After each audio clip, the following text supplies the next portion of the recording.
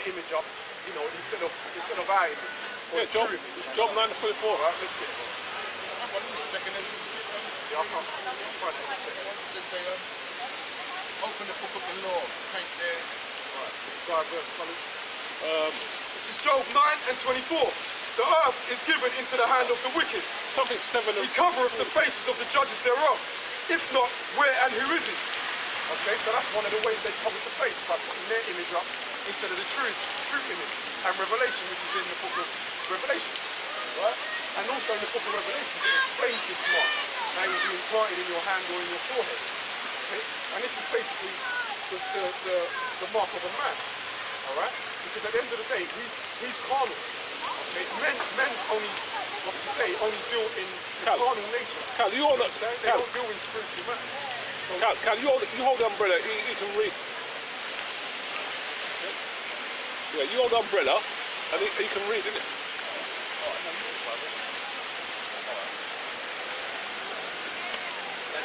What is that from Revelation. I think it's First Maccabees 3 and 48, something like that he was asking for.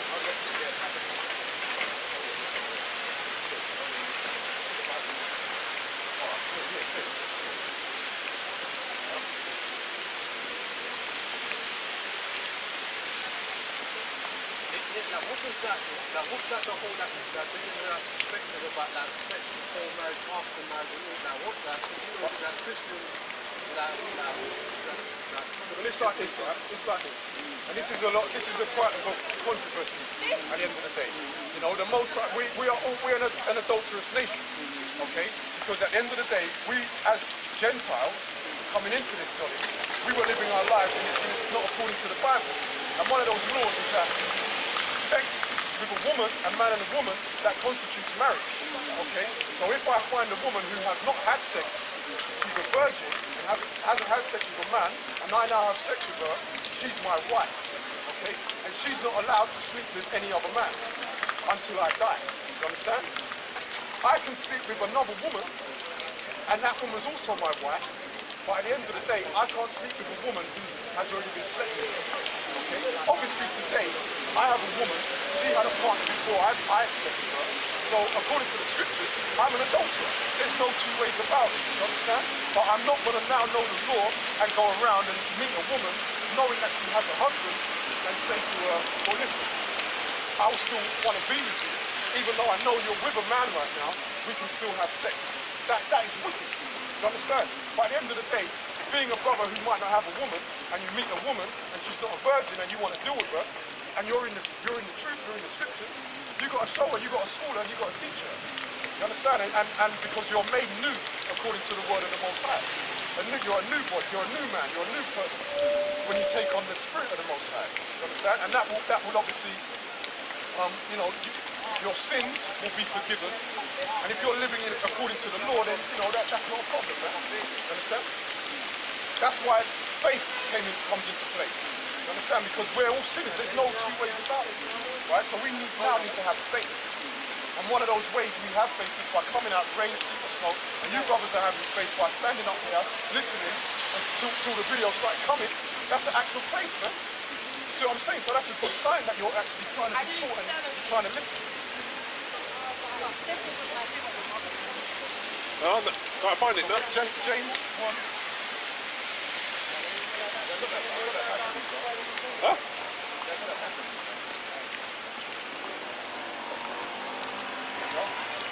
But it's all prophecy, man. It's all prophecy. This was Maccabees 3 and 48. And they laid open the book of the law, wherein the heathen had sought to paint the likeness of their images. So that's what they've done. Read that again to me, brother. Maccabees 3 and 48. And laid open the book of the law, This is the Bible, right? wherein the heathen have sought to paint the likeness of their images. Right. So at the end of the day, these heathens are the other nations, and they sought to put their faces as us, as the prophets. That's why when you go into any church today, maybe you're studying religious studies in school or wherever, all the images that they will show you will be of Caucasians, man. You see what I'm saying? You will never see a woolly head. You never see a brother that looks like him saying, yeah, this is Jeremiah. Or, you see what I'm saying? You know, even I'm even seeing pictures of Ham. They made Ham white. There you go. Right, and when you read Ham, Shem, and Japheth are white. That's like. So where did we come from? Or did we come from monkeys, I suppose, right? But when you save a monkey, they're white too. You see what I'm saying? You know?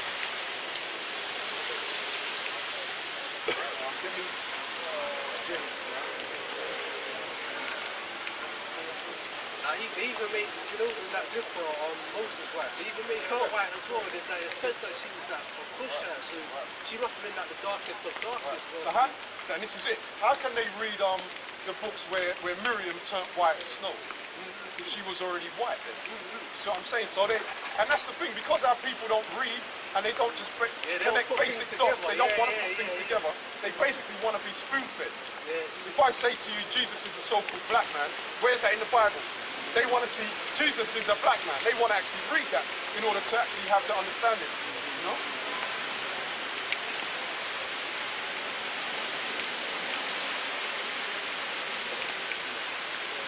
Well, hold that. Revelation 13. You know, because this is a serious time, man. And that is a beast, man. And this system we live in is a beast system. You know? And it takes on all the old beast systems that were of ancient times, you know, like the Babylonian Empire, the Roman Empire, and all these other empires that ruled. They didn't rule in righteousness, they ruled in Antichrist, man. They were adverse to the Bible, man. And this is their ultimate goal, really, what they want to do to us. This is Revelation 13:1. And I stood upon the sand of the sea, and saw a beast rise up out of the sea, having 7 heads and 10 horns, and upon his horns 10 crowns, and upon his heads were the names blasphemy. Right, and that is speaking of these nations, right? NATO, okay? The United Nations, those nations who are confederate against the Israelites primarily. You understand? Because all of this is if you really watch what's going on and connected what's going on today with what's in the Bible, especially in the book of Revelation, it would identify who these people are, man. You'll be able to see who these are speaking about, based on what's going on in the world today. How will they come against the Israelites? You know, recently, the hate is a proper academic of, you know, the cholera. Yeah. Big disease going on in Haiti right now. That back in 2010, they all put that in the war like that. Listen, man, that's why the Red Cross goes to places to administer their drugs, man. And their drugs are poisonous. You know, all those vaccines. That's why when you go to your doctors, if you're sick, they're not trying to cure you. They're trying to keep you something just to suppress it, knowing that it's going to come back, so you can keep being dependent on them. And that's really what the drugs is all about. That's why they put drugs in the food. They poison the air. They poison the water. It's just to suppress you, and to suppress you physically and also spiritually. That's what I'm saying. Can I say something? In Greek, in the New Testament, the word witchcraft, the word behind that is called pharmakeia. Pharmacy. Pharmacy, yes. You know what I mean? So the Greek word for pharmacy or pharmakeia is the English translation of that is witchcraft. Because really, you're going in there and getting some poison. You're getting some potions and poisons when you go in there. And what does a doctor do? If I had a document and I gave it to you and you said, oh, this has been doctored, that means it's been changed, it's been altered, it's been falsified. You know, so all they're doing is basically trying to falsify something. You know, so they're giving you these drugs, and really they're adverse to your natural healing process, which really is the Most High. That's what heals you through the food that is in the ground and through the Spirit. That's the only thing that's going to heal you, man. You understand? Not these drugs, man. You know. So as the brother's pointing out, that it all goes back to witchcraft.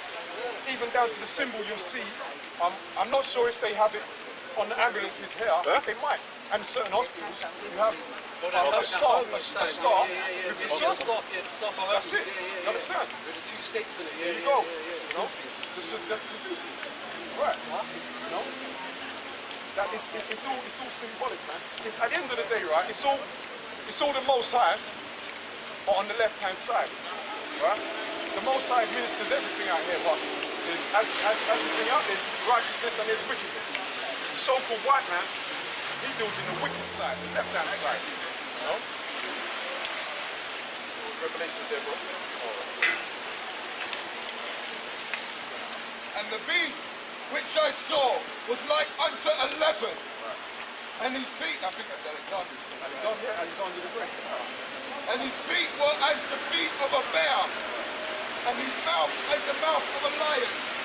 And the dragon gave him his power, and his seat a great authority.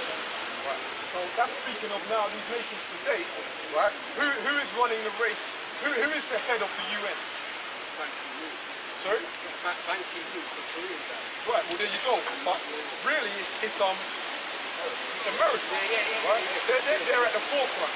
They're heading their agenda at the end of the day. They're the ones who are going from nation to nation, trying to get certain nations to be in confederacy with them to go against other people.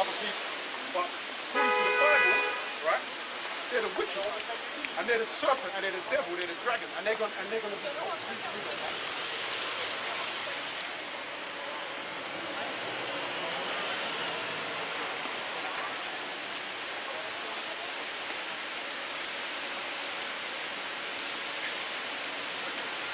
And I saw one of his heads, as it were wounded to death, and his deadly wound was healed.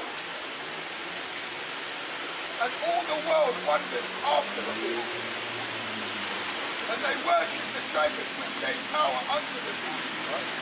And they worshipped the beast, saying, who is like unto the beast? Who is able to make war with him? And that's what these other nations are doing.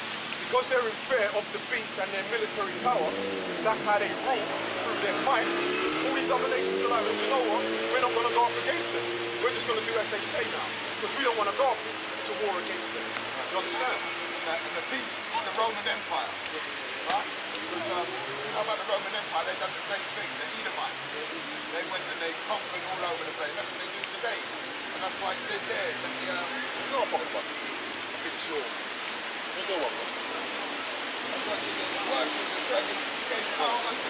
think someone might have stolen it. Saying, who is like unto the beast, and who is able to make war? There's nobody who can deal with the white man when it comes to war. Because that's his blessing. See?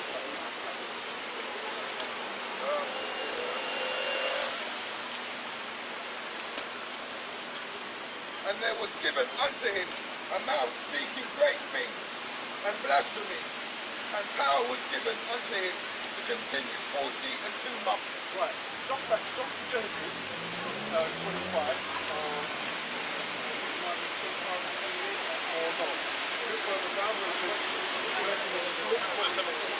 Because as the brother said, his blessing is a sword, right?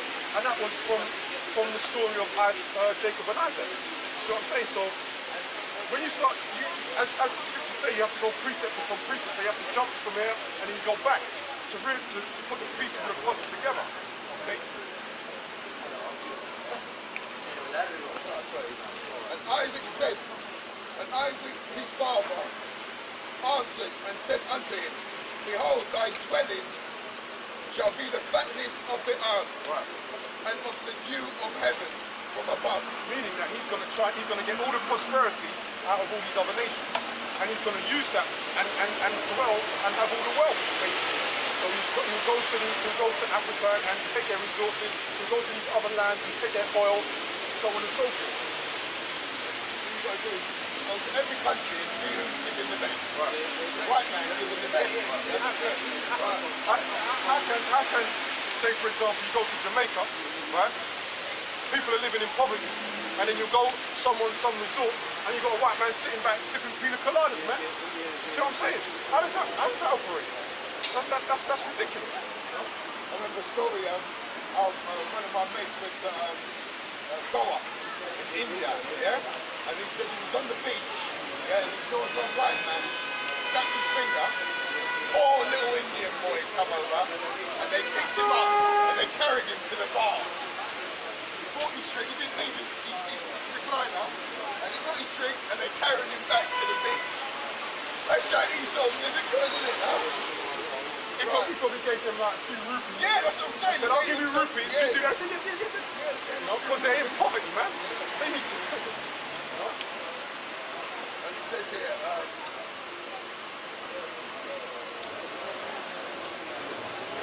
and Isaac his father answered and said unto him, Behold, thy dwelling shall be the fatness of the earth, and of the dew of heaven from above, and by thy sword shalt thou live. So when we read this scripture and we apply it to who's living deliciously today, who's living by their sword today, it's not the so-called Negroes, man. It's not us. It's Edomites, man. It's the white man who's living like this. Who's living deliciously, man. And he's going around with his sword, you know, and his might. It's him. Let's go back to Revelation. You know? Talk about like even like something like Edom or Esau. I heard about that. I heard about Esau when he was alive. I heard he had